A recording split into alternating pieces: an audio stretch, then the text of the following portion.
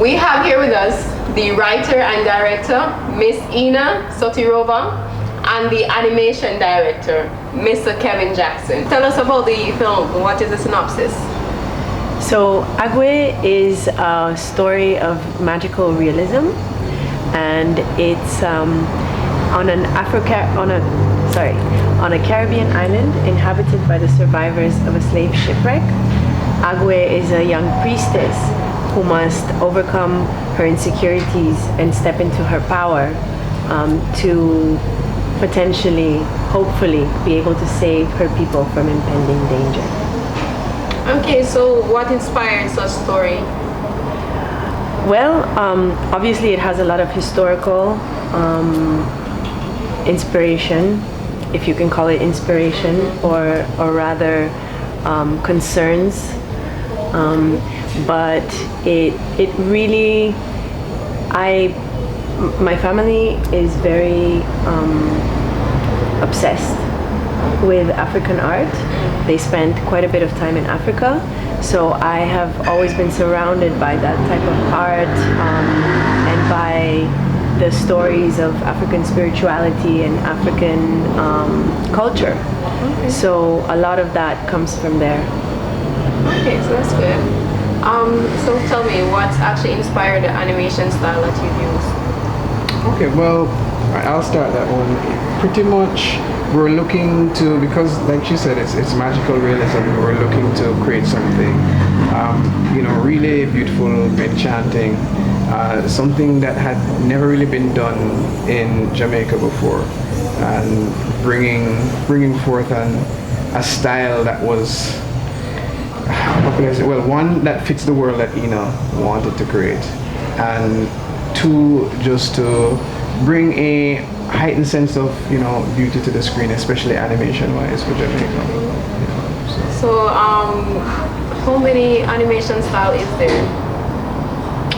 There are quite a few. I guess you could say there are 5 main ones, and then you have some subcategories. You have 2D animation, 3D animation, stop motion. You have claymation.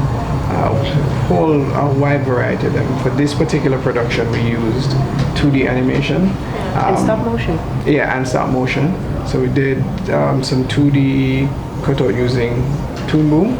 And we were looking at inspiration from things like Moana and other... Gibson's? Was that what was they're it called? Gibson? Studio? Oh, Studio Ghibli, right, Ghibli, from sorry. Japan. So that's where we kind of got the inspiration from, those 2D animations. Okay, so what was the challenges of the production? Oh, there were so many. So many. I don't know if you have time. I'll give a few, and can give you a few. The main challenges are obviously time and money, right? And time-wise, we had a specific deadline to get this done. And animation is very challenging, so that was tremendously difficult, especially with the small size of animators that we had. But of course, there are very talented animators, and we're thankful for that we found the right team.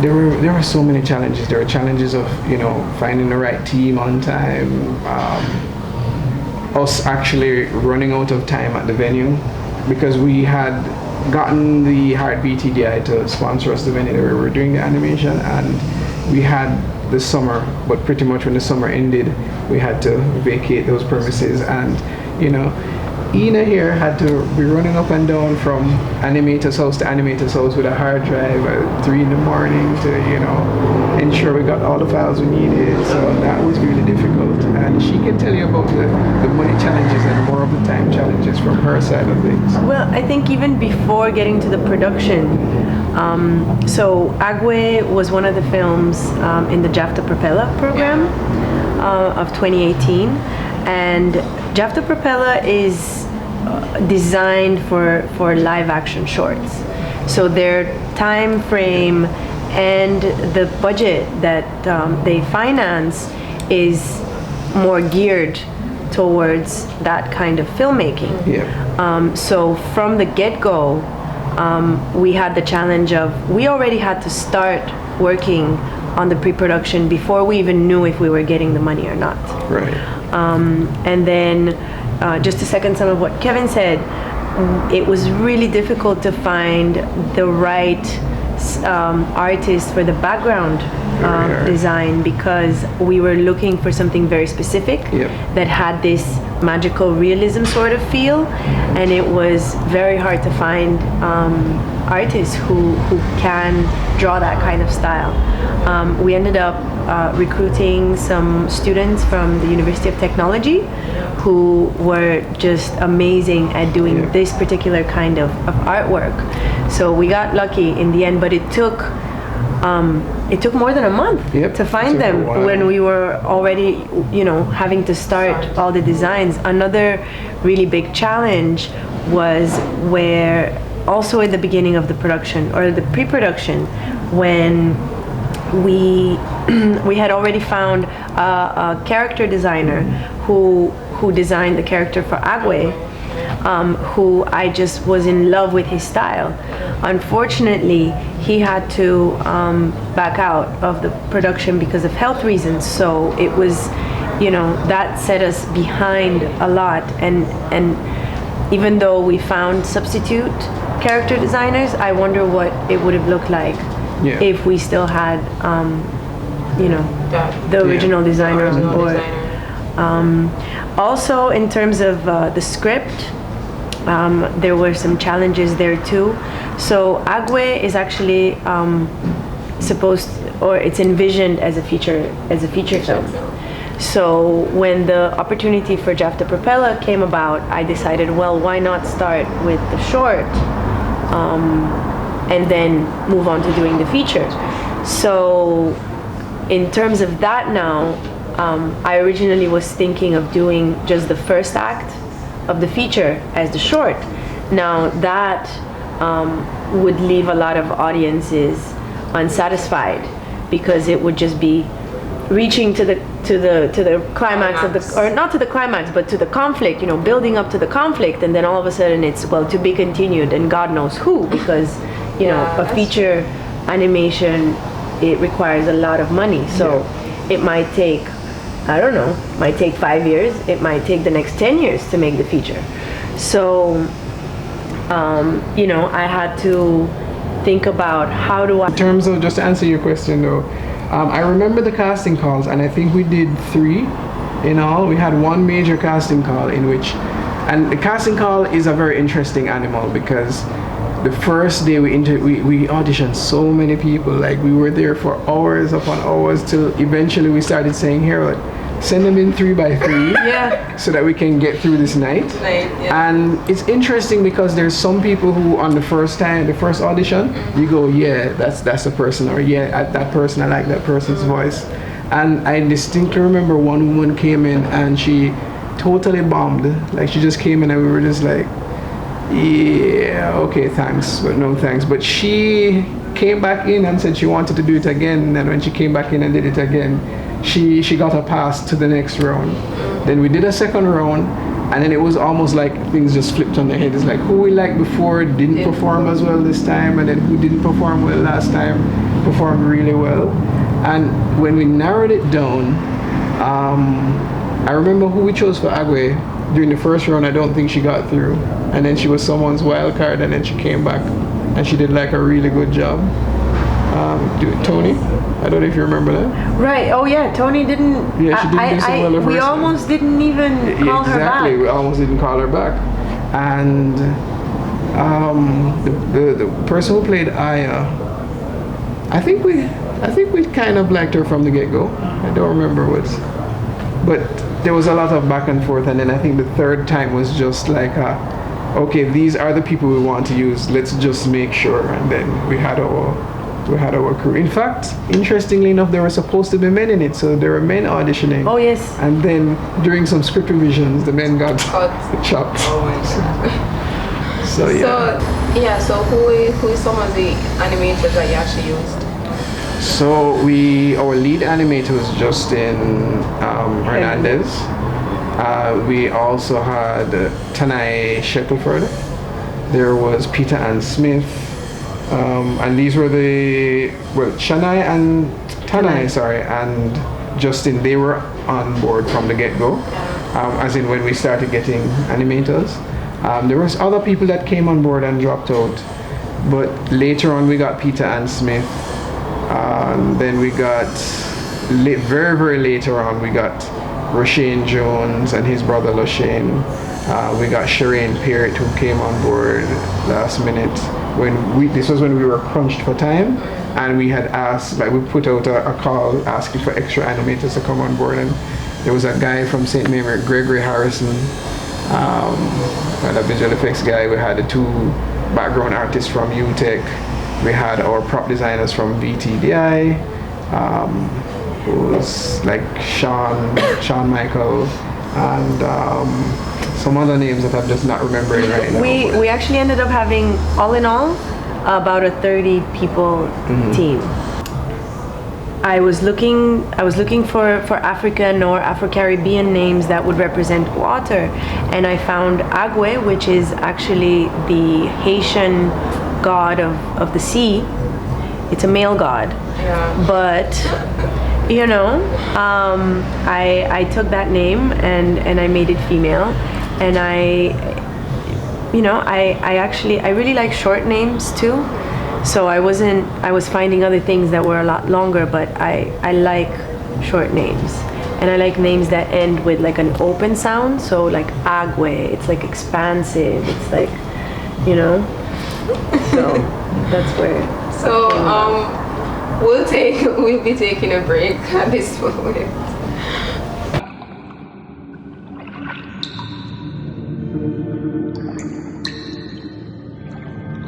The memory of the ancestors came to the eye in a vivid dream this morning. What makes you think you have more wisdom and knowledge than I?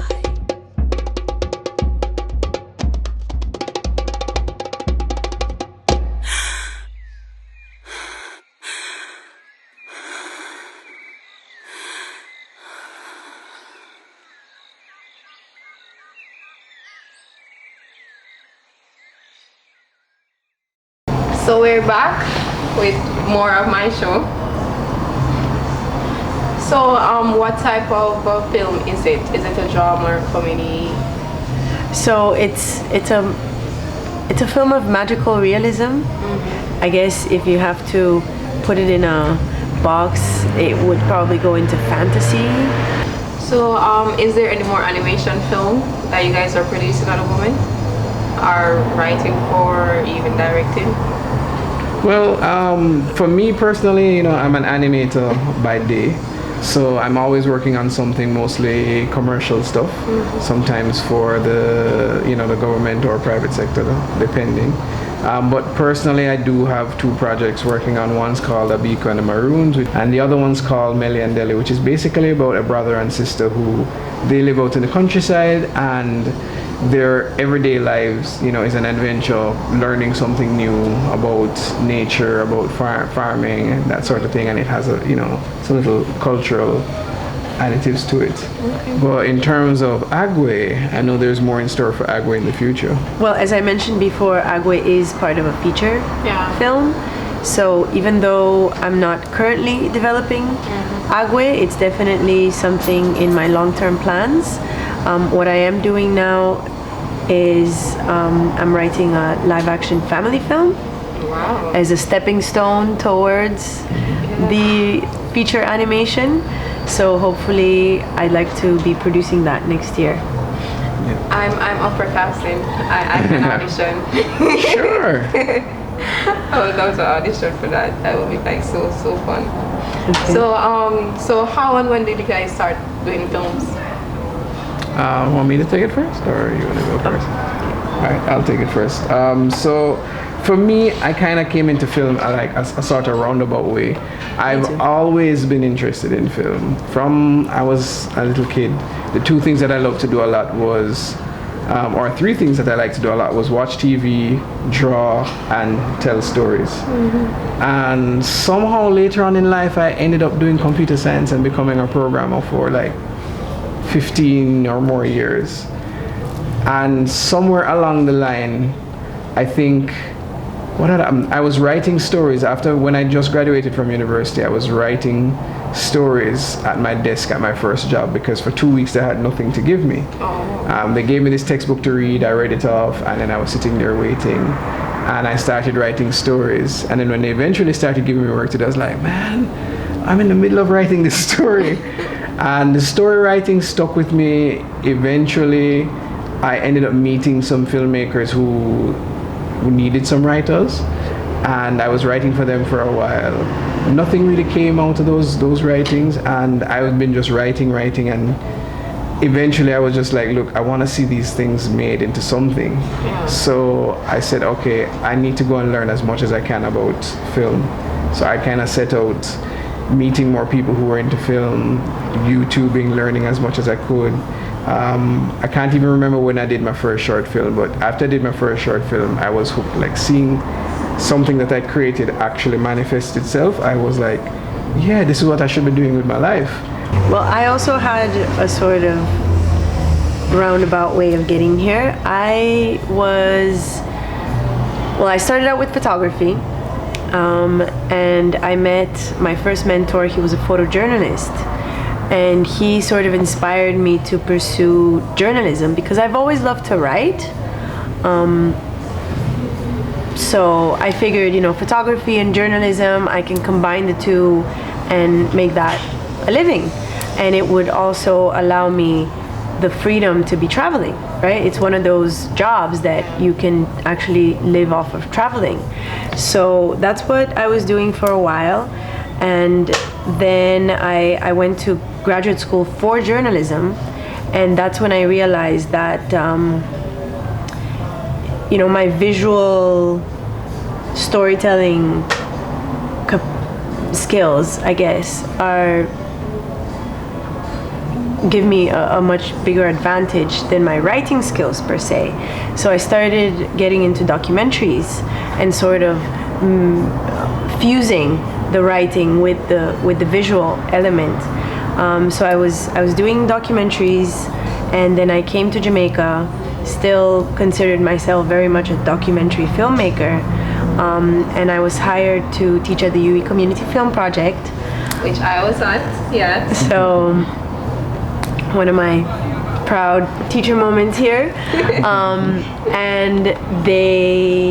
And I started teaching script writing, so obviously I had to learn a lot about that. And lucky for me, that same year the first Jamaica Film Lab started, and it started out as a script development and editing workshop.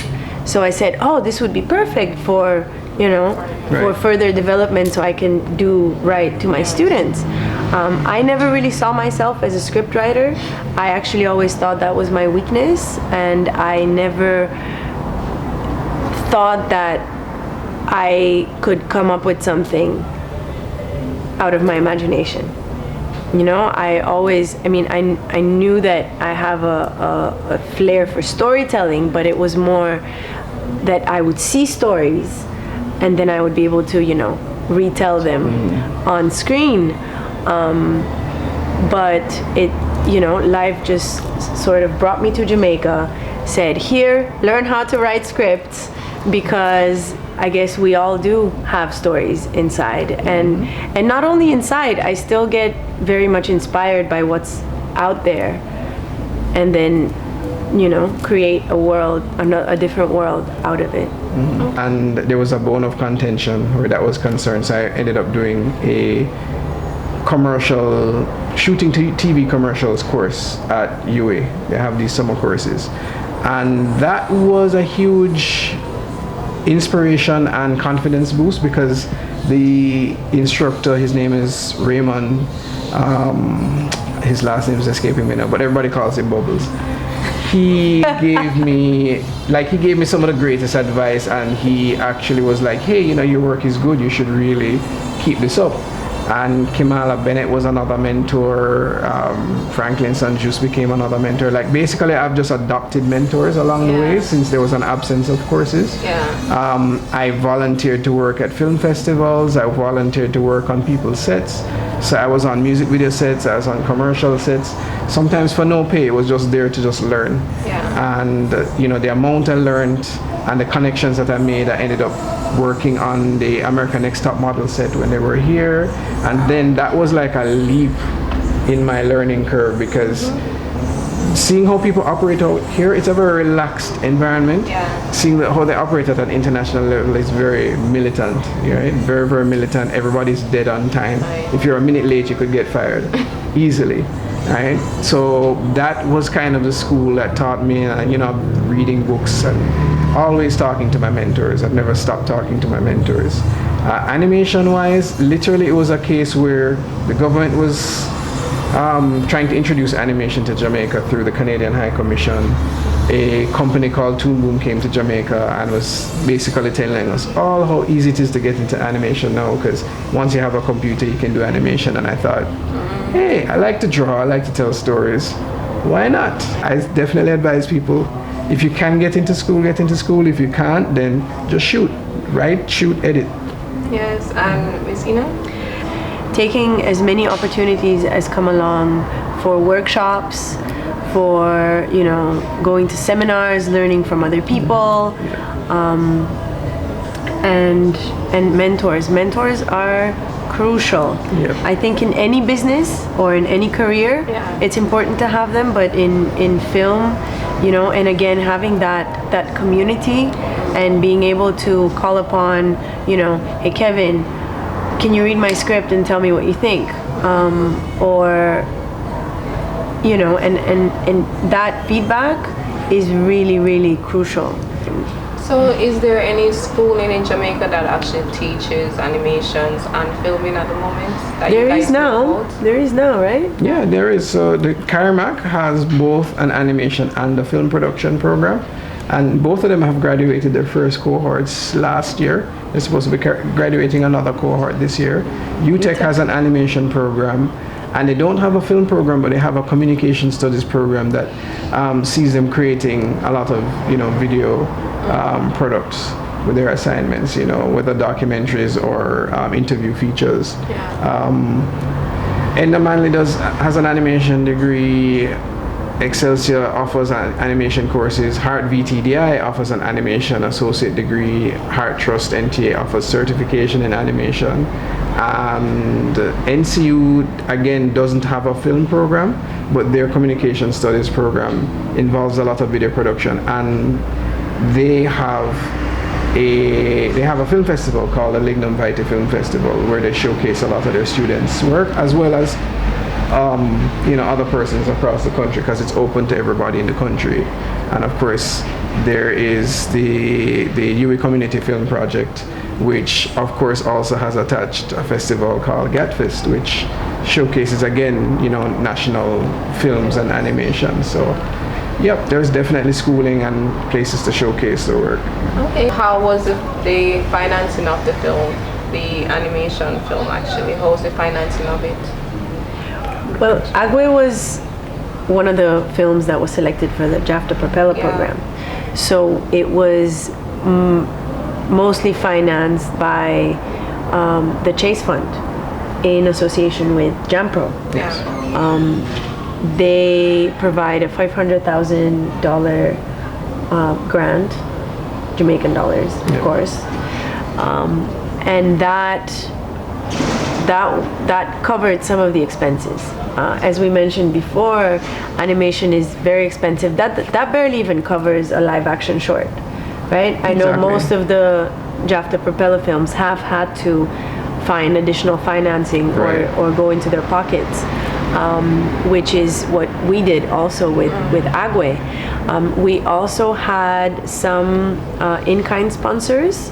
So Hard VTDI was very generous in letting us use their animation studios, or one studio, with all of the software. Now that is probably a worth of couple thousand US dollars. For the time that we use that space, yeah, a couple thousand US dollars easily.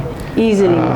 We also had we had Grace Kennedy. We had Grace Kennedy supply some foods and drinks. With Cinco as well, and A Little Slice of Heaven.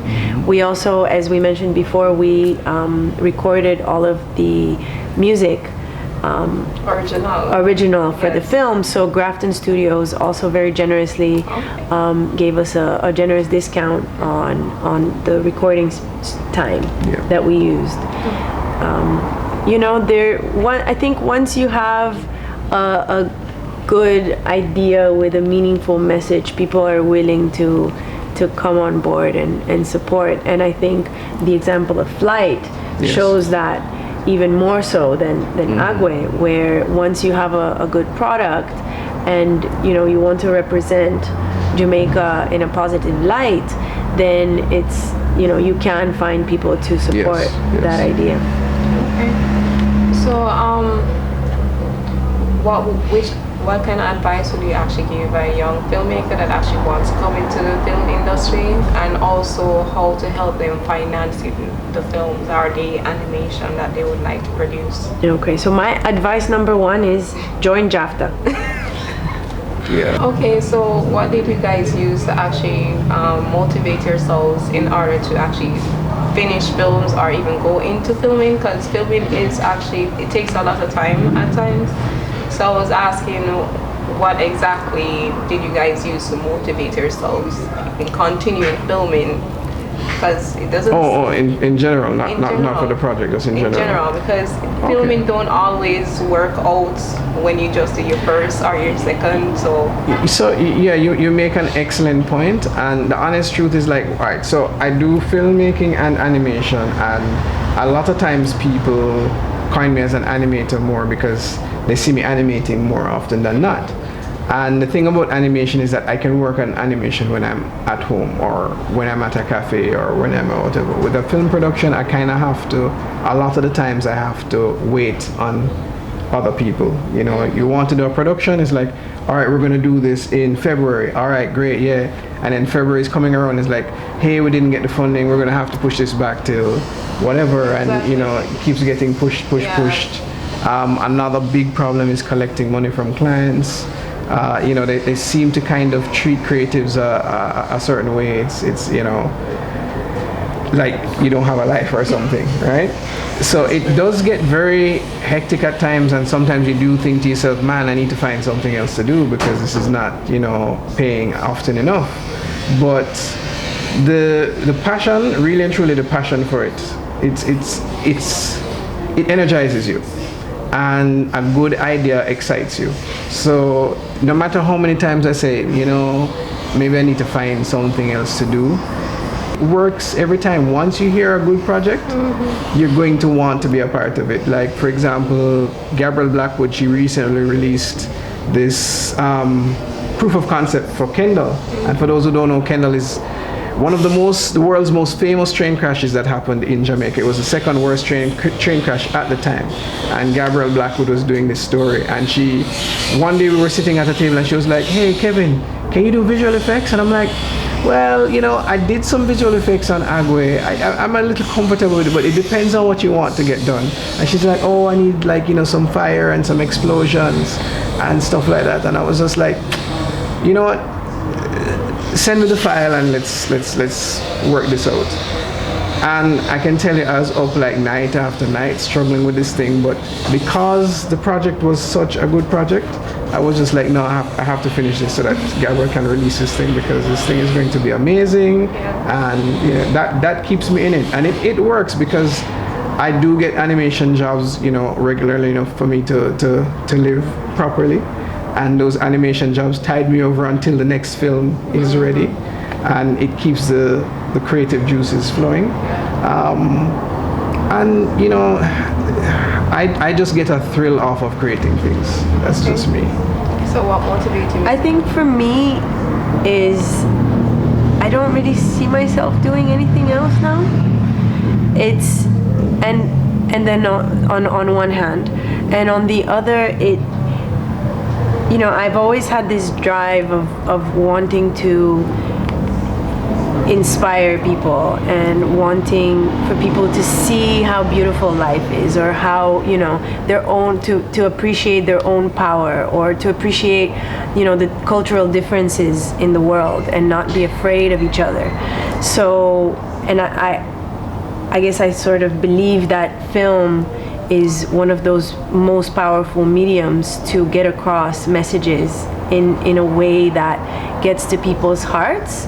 Not so much because, you know, with journalism, it kind of has to go through the brain, and some people's brains can be a little bit closed off to certain ideas. A lot of people's brains, unfortunately.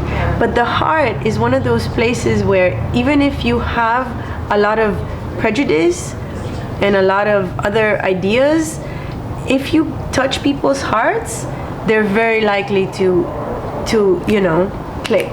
Okay, so what was your funniest moment on Agwe?